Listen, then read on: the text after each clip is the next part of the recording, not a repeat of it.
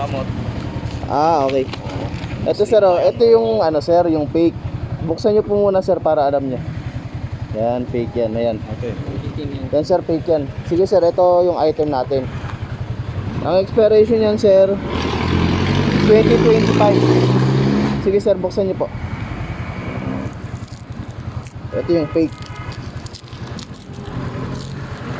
Ito yung Yan sir yung original yan. Ayun yung item na ibibigay ko sa inyo.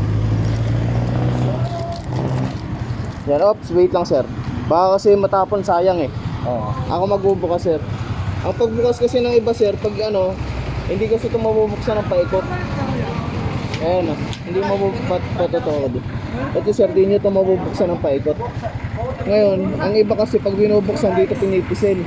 Sabay pag ganun, eh di pag nabuksan, natatapon, sayang. Kaya mas maganda ako muna magbubukas.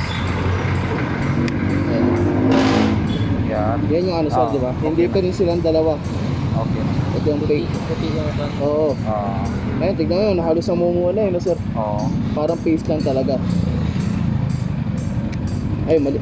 Baligtad.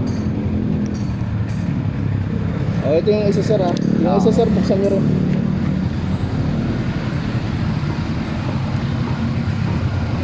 Ang pagsarado nito sir, dito lang din ang pisil. Hirap isa rin. Yun. Okay. Ito sir yung isa. Hawakan mo na ito sir. Sige. Okay na, kahit na hindi na yun.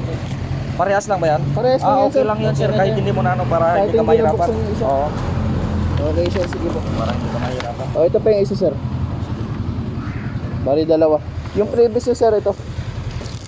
Tag-isa rin kayo dyan. Tapos ay, may gunting kayo dyan sir?